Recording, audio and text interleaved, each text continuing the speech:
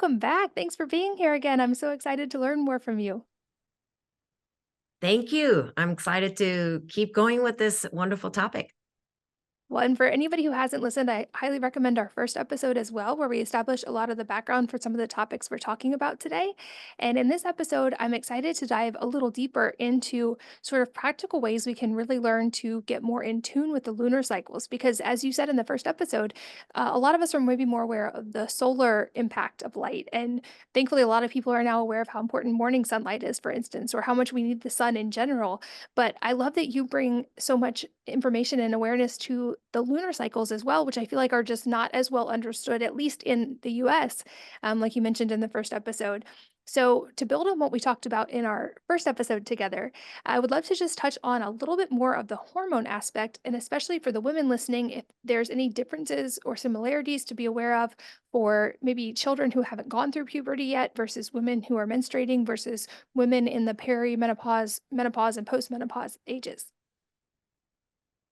Yeah. So, I think the rule of thumb is that we do have these cycles. And as we are adding more light to the moon, so the waxing moon, there is this like a buildup of more energy, more of like wanting to be exploring the outside world and things like that. And there's a connection to estrogen buildup in that because estrogen is like, let's get creative and let's be outwardly expressive. Estrogen is what builds up the confidence, and estrogen is really connected to building up who you are as an expression outwardly. So there is that connection no matter what age you are, whether you are not menstruating or whether you are in postmenopause or you're in the menstrual cycles. Be aware that as we are adding more light to the moon, you're going to have this tendencies to want to explore the outside world. And this is when the oxytocin is fluctuating too, but the oxytocin will build up leading up to the full moon. So we do produce more oxytocin from the first quarter moon to the full moon. So that's really interesting, right? That when that happens, you might become with the oxytocin building up and estrogen and the moon starting to light up. We might want to become a little more social and you want to engage more with one another in the groups.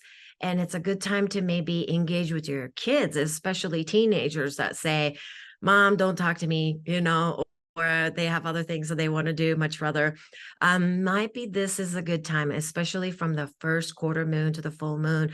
This could be the time that maybe your daughter is like interested in talking to you, or maybe your teenage son's going to come to the kitchen and say, hey, what are you making, and then you might find yourself a little bit perplexed because like last week this kid was not interested in speaking to you whatsoever, but as the oxytocin goes up, the estrogen is going up. And boys and girls, I mean, we are producing estrogen all throughout our lives anyway, so there's that. Maybe encourage ourselves and kids in the community to be kind to others, maybe outwardly doing things, sharing compliments with one another. Maybe this is the time that you can cook together. And, obviously having a little more connections, physical connections, because you're going to want to hug people. This is when you want to be with your pets and things like that.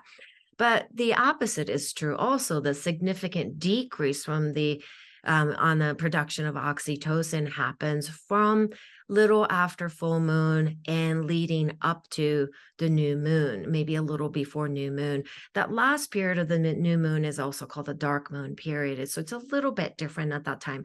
But let's say right after the full moon into third quarter moon area, that time when the progesterone tends to be up. You want to remember, and then progesterone production does decrease as we get older. But I also encourage the postmenopausal women to know that you're still producing these hormones. So don't abandon them and still continue to support that as if you are having these productions. It might be a little less for certain age and a little bit more for others. But progesterone is in general, I call them the Zen garden hormones. So it makes you kind of calm. I'm from Japan, so I always think of a Zen garden and that sipping on a little bit of tea, that's kind of thing. And that's not the time that I want to be doing a bunch of outwardly things. But school systems, the government, the businesses, we don't really live with this ebb and flow. So you might struggle a little bit during this time that you're asked to do presentations, you're asked to be on the committee where you are with other people, but make sure that this is the time that you create some self-acknowledgement. And then during the waning phase of the moon, do a little bit more of a self-love practice. That might be different from person to person, but this is a great time to incorporate a little bit more of like taking baths, in really clean water and adding a little bit of magnesium flakes or Epsom salts or even maybe some essential oils to kind of create that self-love. And during this time, I see it pretty much all across the board. Maybe not with the very, very young kids because they do produce a lot of progesterone. So that's why they sleep a lot, right? But this is the time in when you're waning the moon, this is when our bodies get a little bit drier. So you might experience like drier eyes, drier hair, drier skin. So this is when you might want to add a little bit of oils as part of your routine, and putting oils like sesame oil is wonderful. It's a neutral oil in Ayurvedic studies. So, in some of you may not know Ayurveda very well, but we have these things called doshas, which are body constitution. So we have different expressions of our bodies, but sesame oil can be a very neutral oil for everybody to use. So you can massage the bottom of your feet with it, maybe your belly area with it. And, I encourage all of us when the moon is waning and the progesterone production is actually going up to do some Zen like things, maybe a little more sitting down meditations. Maybe this is not the time to be doing walking meditations and, maybe group meditations, but it's something that gives you relaxations. It could be listening to music that soothes you. Maybe spend some time cooking nourishing foods for yourself. And this is the time that all of us kind of want comfort foods, just so you're aware. So be okay with that. If you or your kids or your family members like, Mom, please make me some gluten-free, macaroni and cheese. You know what? Maybe that's okay during this time. And because you're going to need that fuel to sleep through the night a little bit longer, because you're going to be sleeping a little bit longer during this waning moon period. So, and know that oxytocin has a very short life. And oxytocin really is important for balancing your cortisol and your insulin level as well. And I said it earlier, but that's going to also help with your hormone balances. I mean, sex hormones that we're talking about. So make sure that you know how to replenish your short life oxytocin at a different moon phases. And to, summarize, go out and explore and be more social as the light is increasing on the moon. And maybe as the light is decreasing, you still need oxytocin for balancing of your hormones. Then maybe encourage yourself to do things that are more inwardly reflective. And that goes into, heading into the dark moon. We really need to change our behaviors. I do think that if you're homeschooling moms, during the dark moon phase, which is about the last week before you head to the new moon, really emphasize like reviewing what the kids learned and maybe remembering certain things. Talk about memories and have some reflective time. So I can say more there, but I will pause for a moment.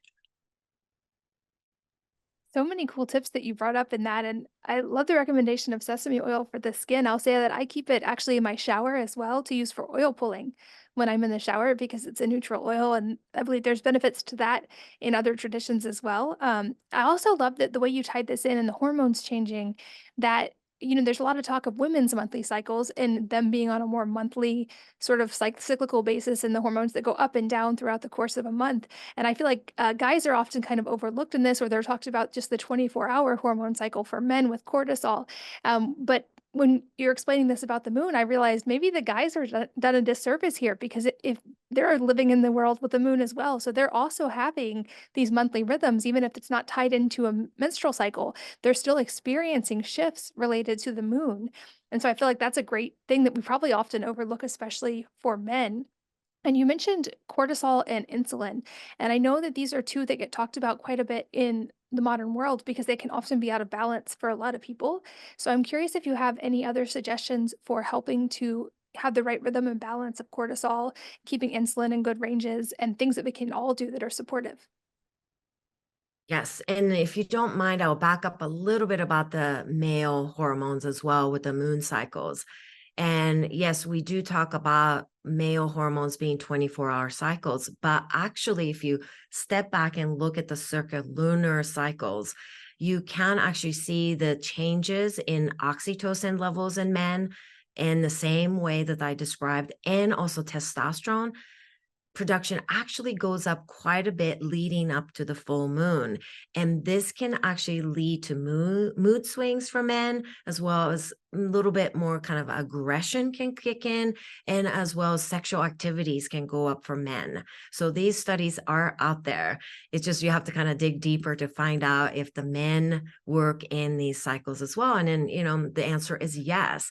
And so it's like a more to be explored. I'm excited to kind of see where the studies are going now that there are a lot more interest. I'm sure you noticed in the global level, people, are interested in moon more, but different countries are interested in the moon. They're sending out these spaceships and rockets to the moon to explore moon far more than they've been doing for a long time. So, just as a side note, I'm excited about that.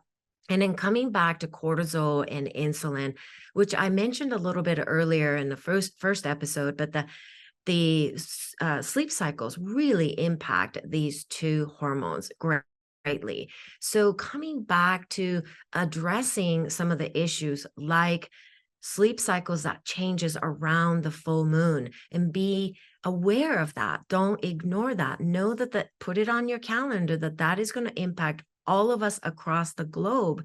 Then this is when we're going to all be experiencing sugar cravings after the full moon period, and we're not sleeping as long, and our sleep is disturbed by maybe more vivid dreams and parasites activities. This is when you do need to pay attention and say, okay, I need to be careful about how much carbohydrates I'm taking in. And it is important in the Japanese lunar medicine. We say that you want to build up your muscles and build up your protein intake leading up to the full moon. And so this is when uses of hydrochloric acid can be very important, because that's first thing that you need to be addressing in order for you to digest your protein. But because you're not sleeping as well, then that's going to lower your abilities to actually digest. So this is when adding that digestive support can be very important. And leading up to the full moon, since the melatonin goes down, the insulin resistance can kick in, and then that's going to lead to your stress hormones going up. This is when they found that your neutrophil counts, basically your white blood cells, can actually go down as well. So you are a little bit more susceptible to disease and maybe infections and things like that too. So just be aware of all that's influencing all of us. And what you can do, like I said, is maybe support your digestion a little bit more with supplement intake and digestive support during the leading up to the full moon. And after the full moon, maybe 3 to 5 days after, that's when you may want to support your digestion, but also diet with maybe complex carbohydrates like good vegetables, having, bone broth with the vegetable soups, maybe adding a little bit of fat, because that actually helps with the insulin resistance issues, the roller coaster of the sugar roller coasters as well. And you actually do digest fats a little bit better, and the fat intake can go up. When the fat intakes go up, progesterone production can go up also. Those have been tied together too. So you can kind of cycle through your diet. And when I work with people, I say to them, don't stress so much, because I work with moms and grandmas and, even just people that are going through perimenopause, and say like, I have to get variety of foods. And I say to them, get a variety of foods within that 1 month cycle, and don't stress so much. You might be doing a little more protein heavy at the beginning, and then you might do a little bit more complex carbohydrates, heavy foods towards the last 2 weeks or maybe last 10 days of the cycle. And I wonder if kids are naturally more in line with that because I haven't paid attention to it in relation to the moon cycles, but I do notice with my kids, they almost go through phases of like craving a lot more protein at certain times, and then other times they'll want fruit or they'll want like they'll ask for salads or things like that. And so I wonder if kids are just naturally more in line with that. Like you said, they have more progesterone. They have a lot of more probably optimally functioning things in their body in general. But I'm going to start paying attention to that for my kids now. And I'd love to hear a little bit more about you mentioned how the moon corresponds with different organ systems in the body. And in researching for this, how this is sort of like Japanese energy medicine. And I feel like there's a whole new world here that I haven't ever gotten to learn about. So, can you explain which organs correlate with which moon phases? I know you mentioned things like milk thistle for supporting the liver in certain phases, but are there other things we can do to support the body understanding that the organs kind of maybe work differently at different moon phases? Yeah, so I'll give you a couple, and I'm working on the book. So, I want to hold off on giving too much because, this is something that I'm still really deeply diving into. So, the first phase of the moon really is helpful to support your liver. And the reasons why are not just the Japanese lunar medicine and a Chinese medicine, but because of the we're preparing ourselves to produce a little bit more estrogen, right? So you want to clear out that xenoestrogen. And also during the new moon phase, not just the liver, but the brain actually shrinks in size. So the volume of the moon, the brain shrinks. That means you are actually clearing out some of the debris in the brain through the lymphatic system better. So supporting the brain as an organ for the new moon phase. And I mean, new moon phases starts around 2 days before the new moon, and maybe about two to 3 days. So within that, about 4 to 5 days of the new moon phase can be a really good time to do brain tapping, or, like the Mohawk line massage that I showed you, or working on lymphatic systems to really support that drainage of the body. So those are the systems that really kick in around the new moon phase. And then it's actually, this corresponds with the science of the maybe Western science too. But the second phase, it's really important that you begin to address your heart a little bit. And cardiovascular issues have been tied to the waxing moon issues. So I've been studying a lot about postmenopausal women and their cardiovascular issues and cardiovascular diseases that increase as we get older as women, much more than men actually, as once we go into the postmenopause. One reason is that because we produce a lot less estrogen, that can cause us to have issues in the heart. But so perfectly aligned with this Japanese medicine of the lunar medicine is that we're addressing the heart around that time to make sure that you get supplements. Like I like using things like phosphatidylcholine for not just the, all your cells and brain cells and your liver cells and, bioflow and all that too. But really, phosphatidylcholine is great for your brain. Phosphatidylserine can be really good too for lowering the inflammation in the brain and making sure that you're not eating inflammatory foods during that time that can impact your brain either, right? And then the third phase of it generally goes into more addressing things like movements that are not muscularly oriented. So like maybe HIIT exercises, high intensity exercises, working on heavier weights. That can be done up to the full moon. And then doing a little less of that emphasis and maybe doing cardiovascular, but more of a movements that's steady, like going for a walk, going for a little jog, maybe doing longer walks and moving your system during the heading to the new moon. That can be really good. And working on breathing techniques. So doing things that are like emphasizing your exhales a little bit more, because darkening of the moon is all about the exhale. And adding the light is all about the inhale. So think of it like that, the inhale, exhale. We're taking these like a deep, single, beautiful breath throughout the 29.5 days, right? We're taking this deep inhale. We're accumulating light. We're accumulating more hormones. We're accumulating more oxytocin. We're accumulating more ways to absorb nutrients. Then as you go into the waning moon, you're releasing. So think about exhaling a little bit more. And then as we go into the last phase of the moon, this is when it's really good to emphasize the issues around calcifications of the body. So organs that do tend to struggle with the calcified issues from maybe even like eating things that are too high in oxalates, oxalic acids and things. So this is when I request that and then maybe recommend people to lower the intakes of highly oxalic foods like dark chocolates or maybe almonds, or even if you do eat a lot of raw spinach, I do not recommend that in Japanese medicine. We do not recommend you ever eat actually spinach raw because it's really, really high in oxalates. So I never ate spinach raw till I came to this country, to the United States. So things like that, lowering that to support organs that are highly susceptible to oxalates, or like kidneys and bladder as well. So, those are the things that you can begin to address. And so I will go a lot more in detail in my book, but these are some of the ideas that you can use in your day to day throughout the month.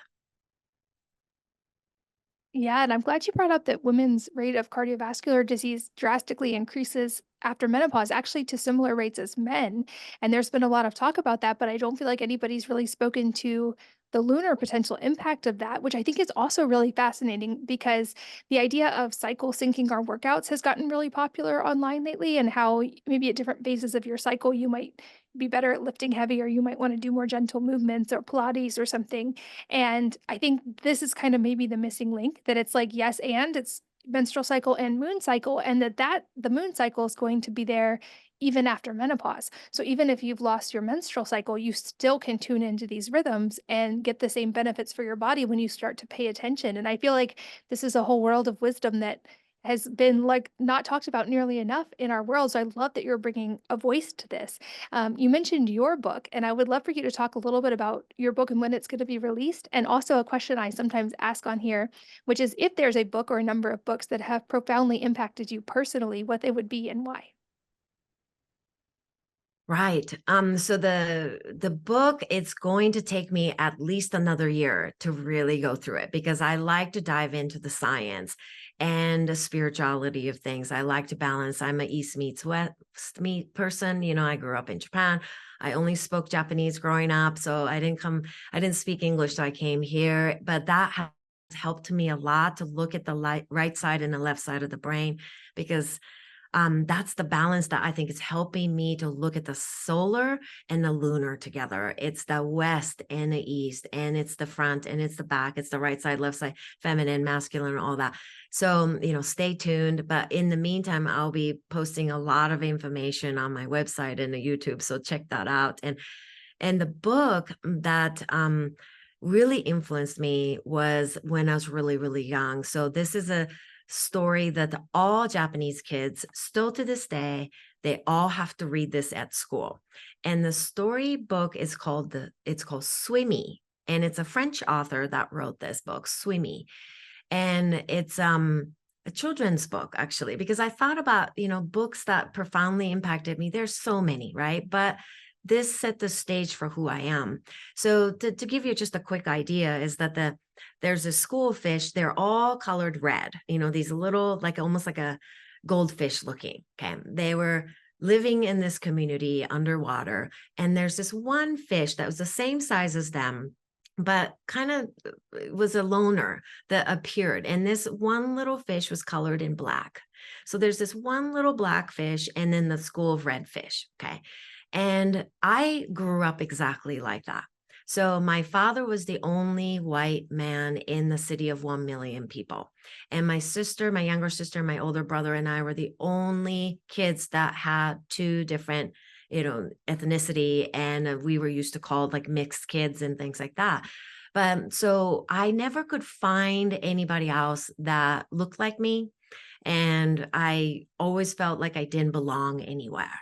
And so when I read that book in the textbook, Japanese textbook, and how story goes is that basically this one blackfish gets incorporated into this community and actually helps them to save the community from getting eaten by other sharks and things like that, because that blackfish became an eye for the school of the redfish. and then starts to kind of swim in sync to protect themselves. So when I read that, I thought, I know what my calling is, that I'm not going to blend in. I am not going to look like them, but I could be that I that will take the school of fish together in protecting and learning and exploring the world. So that's what that story was. So that's what impacted me the most. And I think that's still helping me to know that I do belong. And now that with my love for the lunar cycles, it's helping me that I do belong to this greater cosmic level cycles of things, even I'm in postmenopause. And that's been such a beautiful lesson for me that I am that little swimmy fish, that I'm swimming with the cycle of things now, with closely connected to the lunar cycles. And I think that's a very important message to give and hope to give to menopausal and postmenopausal women who get kind of lost because there are a lot of studies that are coming out about osteoporosis going up, or cardiovascular diseases increasing for postmenopausal women, and there are a lot of really hard sciences coming out that's making them really, really fearful. But if we can reconnect back to the lunar cycles, maybe that can bring a lot of hope back to all of us. Oh, I just got chills hearing you talk about that story, and that's so beautiful that it became part of your life's purpose. And hopefully, we can do another interview when your book is released so that we can learn more about what you discover in the book writing process. And I also, you mentioned growing up in Japan, and I said before we started recording, I wish we lived nearby so that I could learn how to cook some Japanese and Korean foods from you. But just briefly before we wrap up, are there any foods that especially come to mind that are more traditional foods that you think we could benefit from learning more about or incorporating in our diets in the US? Yes, definitely. So number one, like I said, cooking some of these oxalic foods like vegetables and blanching them, that's actually one of the wisdoms that I learned from living in Japan and from my mother, who was a chef actually. So I learned a lot from her. So blanching some of these green vegetables, that can be a really good way to support your digestion. That's number one. Number two is that, when you think of Japanese foods, you might already thinking about sushi, right? But sushi is like, somebody saying to the maybe people in the United States and saying, do you eat filet mignon every day? Like nobody's going to eat filet mignon every day, right? So nobody's going to eat sushi every day. But one of the main dishes that I loved, absolutely loved growing up eating, that I think it really, really helped my brain heal because I had a tremendous brain injury, so TBIs, when I was 5 years old, and I fell out of a moving van and landed on the concrete, basically rolled over railroad tracks. So I that really threw off my gut brain axis, but also my colon went to spasms and I couldn't go to the bathroom anymore. So I was a very constipated child. But what really healed was making the fish head soups. And it might sound crazy, but go to your local fish shops or, places that sell really wild caught salmon or something and ask them, could you please save the head part? Because usually we can only buy the fillets, right? But it's the head part that will heal your maybe traumatic brain injuries, can give you a lot of collagen. It can actually help with your eyesight. It can help you with the skin tones and your hair qualities. And what I do with the fish head soup is that you can roast it or just put it raw straight into the broth, like into a water. But what I do is I break off about 1.5 inches of the kombu. Kombu, I'm sure you know about kombu, but it's a seaweed sheets. Okay. So you could buy kombu, and it's KOMBU, kombu. You could buy that at just about anywhere. You buy them, you break that sheet into a little piece, stick it into the water and let it sit, because that's what's going to bring back that umami taste. That's what's going to thicken the broth. That's going to create a little bit of a sliminess, like a thickening agent of the soup. But that thickening agent gives you the L-glutamine basically, and it heals the gut lining if you are dealing, and all of us are dealing with the gut inflammation, no matter what we do, just a little bit of stress of cortisol and lack of sleep with the full moon, that's going to increase your cortisol, and then that's going to increase the inflammatory issues in your gut too. So making kombu with the fish head soup, and you let it sit there for about half an hour before you turn on the water. and then let it come to boil and skim off from some of that bubbles that come up and discard that. And then continue to cook that on low heat for about an hour, and you have this gorgeous fish broth. And if you don't want to eat the fish head, give it to maybe other animals or critters. Okay. But I eat the whole fish head, basically, not the bone part. But you can use that broth and make yourself some other dishes. You could cook rice with it, you could cook your veggies with it, you could cook your meats with it. So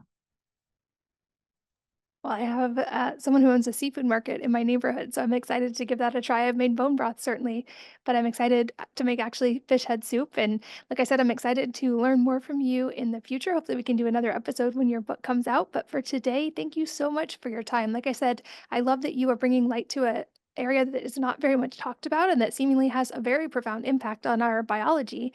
So I'm very grateful for everything you've shared today. Thank you. thank you so much. And thanks as always to you for sharing your most valuable resources, your time, your energy, and your attention with us today. We're both so grateful that you did, and I hope that you will join me again on the next episode of the Wellness Mama podcast.